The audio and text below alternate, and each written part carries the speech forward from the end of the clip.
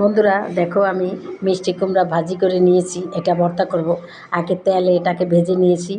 ভেজে আমি দেখো শুকনো মরিচ ভেজে নিয়েছি এবং পেস্টটাকেও একটু আদা ভাজা করে নিয়েছি। এখন আমি এটাকে ভর্তা করব। তাহলে তোমরা দেখতে থাকো আজকে আমার মিষ্টি কুমড়া ভর্তার রেসিপি। এই দেখো সরিষার তেল দিচ্ছি। সরিষার তেল ছাড়া ভর্তা হয় না, তাই সরিষার তেল দিয়ে দিচ্ছি।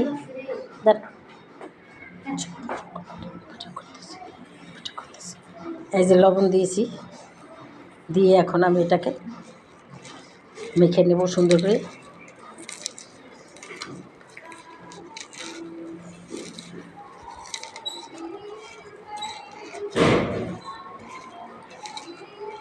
মিষ্টি কুমড়া ভর্তা খেতে খুবই দারুণ, খুবই মজা হয়। গরম গরম ভাত দিয়ে খেতে খুবই ভালো লাগে। বন্ধুরা, তোমরা একবার আমার মতো করে খেয়ে দেখবে, কত ভালো লাগে, তখনই বুঝতে পারবে।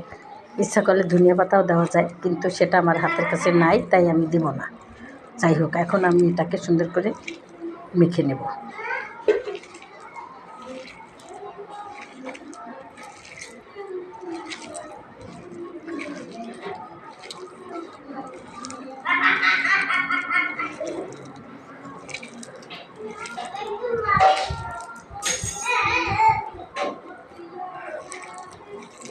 পরে হয়ে আসছে আমার ভর্তাটা।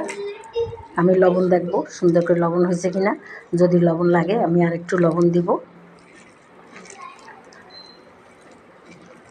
নানান রকম ভর্তা দিয়ে গরম গরম ভাত দিয়ে খেতে দারুণ হয় বন্ধুরা।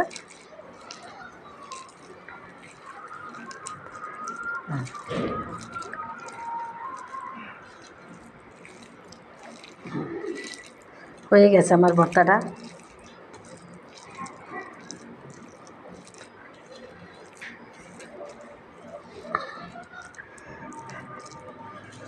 বন্ধুরা, তোমরা যে যেখান থেকে আমার এই রেসিপিটা দেখো না কেন, অবশ্যই একটা লাইক দিয়ে দেখবে। দেশে বাইরে যারা থাকো, তোমাদেরকে জানাই অনেক অনেক ধন্যবাদ। তোমরাও এভাবে ভর্তা করে খেতে পারো।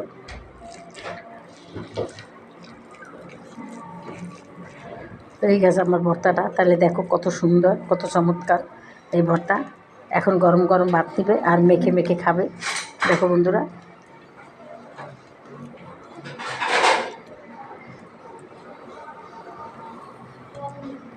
এই দেখো।